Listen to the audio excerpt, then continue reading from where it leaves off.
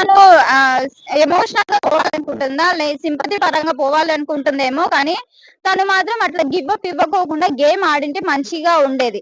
తను గేమ్ ఆడకపోయినా కూడా give up ఇచ్చిన తర్వాత కూడా గేమ్ ఆడింది. సో పక్కన వాళ్ళ టెనెంట్స్ ని కాపాడుకుంటూ ఇటు సైడ్ రీతు చౌదరిని, ఎందుకంటే రీతు చౌదరిని ఎందుకు ఎలిమినేట్ చేసి అంటే టార్గెట్ చేసిందంటే లాస్ట్ టైం తను చేసిన దానికి ఇక్కడ సంజన వాళ్ళందరూ కూడా రీతుని టార్గెట్ చేసి పంపించేశారు. సో ఇప్పుడు సుమన్ శెట్టి గారు అంటే అక్కడ బొమ్మలు ఉన్నాయి తీసుకోండి అని చెప్తే తీసుకోలేదు.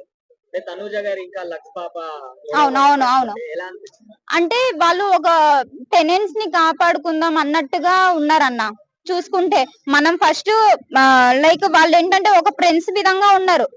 సుమన్ శెట్టి, రీతు చౌదరి, తనుజ, ఇమాన్యుయల్. సో వీళ్ళందరూ కాకుండా ఫస్ట్ వేరే వాళ్ళని పంపించేసింటే సో మేమందరం ఫ్రెండ్స్ అందరం టెనెంట్స్ లో ఉండే వాళ్ళం కదా అన్నట్టుగా వాళ్ళు ఆలోచించి బొమ్మల్ని అందుకు తీసుకోలేదన్నమాట.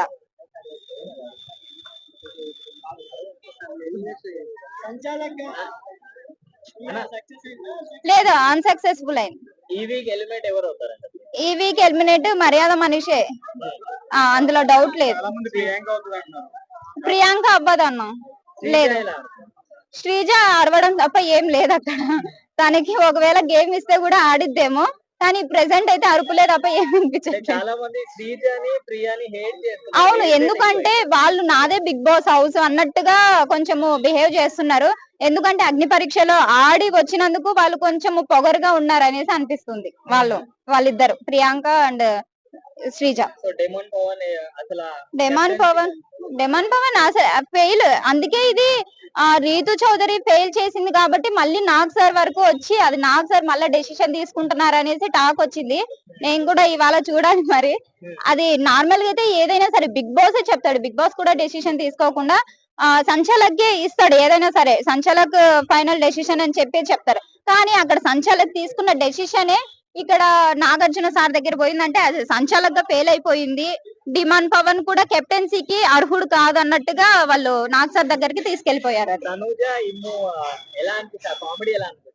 తనుజ లేదు తనుజ ఇమాన్యుయల్ మధ్య నడవట్లేదు. అక్కడ చూసుకుంటే ఆల్రెడీ ట్రయాంగిల్ లో నడుస్తూనే ఉంది. రీతు చౌదరి, డిమాండ్ పవన్, పవన్ కళ్యాణ్ వీళ్ళిద్దరిలో ఎవరినో ఒకరిని సెలెక్ట్ చేసుకుని వాళ్ళతో పోవచ్చు కదా, ట్రయాంగిల్ లో ఎందుకు ఊరికే.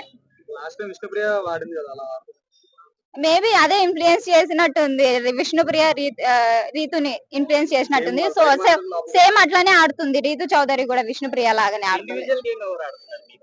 ఇండివిజువల్ గేమ్ అంటే ప్రతి ఒక్కరు గ్రూప్ గేమ్ ఆడుతున్నారు. ఎందుకంటే యాజ్ ఓనర్స్ గా టెనెంట్స్ గా పెడుతున్నారు కాబట్టి గ్రూప్ గేమ్ ఆడుతున్నారు అనేసి అనిపిస్తుంది.